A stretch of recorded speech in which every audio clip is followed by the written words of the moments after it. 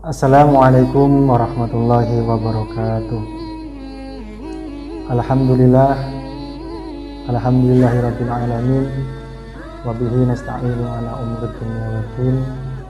Wa asyhadu an la ilaha illallah wa asyhadu anna Muhammadan abduhu wa rasuluh. Allahumma shalli ala sayyidina Muhammadin wa ala alihi wa ashabihi wa man tabi'ahum bi ihsan ila yaumil. Amma ba'du, fala haula wala quwwata illa billahil aliyyil azim. Bapak Ibu, kawan-kawan semua yang dirahmati oleh Allah Subhanahu wa taala, pada kesempatan hari ini kita akan membahas tema tentang keutamaan sholat tarawih pada bulan Ramadan. Bulan Ramadan kita kenal sebagai bulannya ibadah. Selain daripada puasa, ada salah satu ibadah yang menjadi ciri khas pada bulan suci Ramadan, yaitu sholat tarawih. Sebelum kita melangkah lebih jauh, alangkah baiknya kita mengetahui apa arti kata tarawih tersebut. Ibnu Hajar al-Asqalani dalam kitabnya Fathul Bari menjelaskan bahwasanya tarawih berasal dari kata roha yaruhu yang bermakna istirahat. Kemudian mengapa bisa sampai sholat ini disebut dengan sholat tarawih? Nah, sejarah mencatat bahwasanya ketika sholat ini dikerjakan untuk pertama kalinya secara berjamaah, para sahabat beristirahat di setiap 2 kali salam dalam setiap sholatnya. Adapun pada zaman Rasulullah SAW sendiri, sholat ini dikenal sebagai Qiyamul Ramadan berdasarkan hadis man qama ramadhana imanan wahtisaban ghufira lahu ma taqaddama min dzambihi.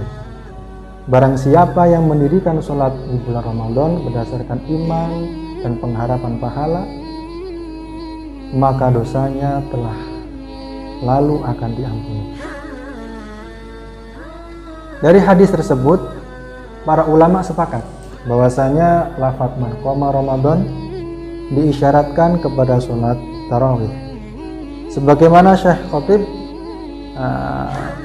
dalam kitabnya, beliau menegaskan lafaz man qama ramadhana diisyaratkan atau dititik beratkan kepada sholat tarawih. Maka barang siapa yang melaksanakan ibadah tarawih pada bulan Ramadan dengan penuh keimanan dan penuh pengharapan pahala dari Allah Subhanahu wa taala, maka akan diampuni baginya dosa yang telah lampau. Adapun sabda Nabi, imanan berarti bahwasanya itu atau sholat tarawih itu adalah hak, berserta dengan meyakini keutamaannya. Adapun lafaz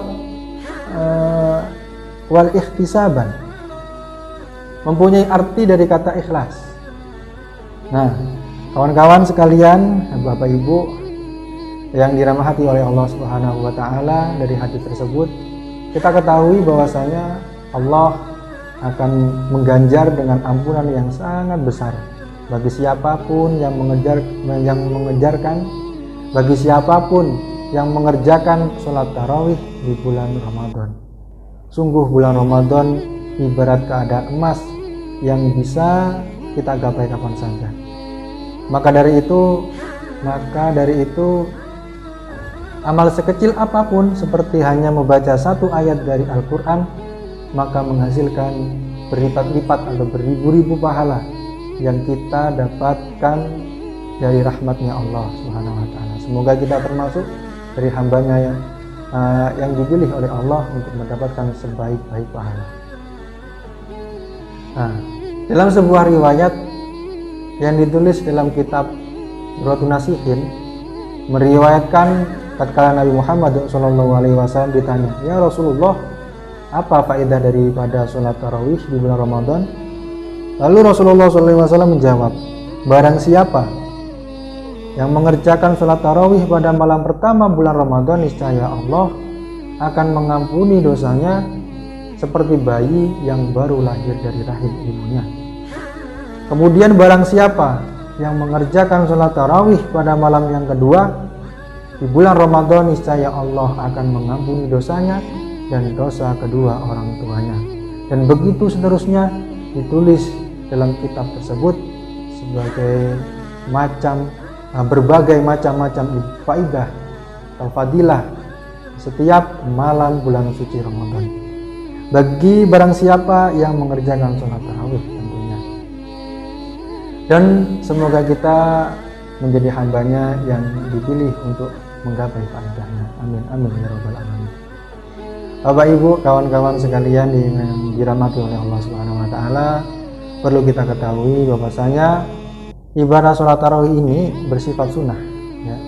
Sebagaimana dalam hadis yang diriwayatkan Imam Bukhari, pada suatu malam Rasulullah SAW beranjak menuju masjid dari rumahnya untuk melaksanakan sholat malam di bulan Ramadan.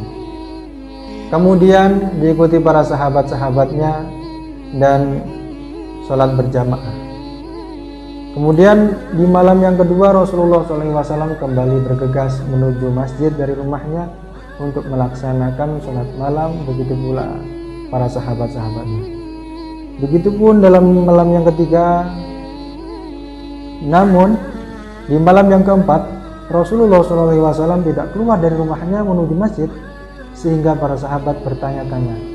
Barulah pada sholat fajar Rasulullah keluar, kemudian berpaling menuju jamaah, dan para sahabat seraya bersyahadat dan bersabda, Sungguh bukannya aku tak tahu di mana kalian berada semalam, namun aku hanya takut bahwasanya ibadah ini atau ibadah tarawih ini diwajibkan atas kalian sementara kalian tidak mampu.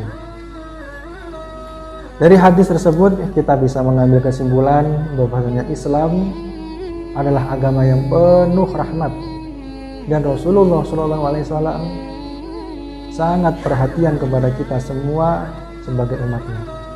Maka dari itu, sebagaimana ibadah ini bersifat sunnah, maka apabila dari kita menemukan penghalang sehingga tidak bisa kita melaksanakan sholat tarawih berjamaah di masjid, maka tak apalah untuk kita melaksanakan tarawih di rumah secara sendiri ataupun berjamaah bersama keluarga. Insya Allah dengan rahmat Allah di bulan suci ini Allah akan mengganjar dengan sebaik-baik pahala. Terakhir, mari kita sama-sama isi bulan suci Ramadan ini dengan sebaik-baiknya amal, karena sejatinya kita tak akan pernah tahu kapan waktu ini akan berhenti untuk kita.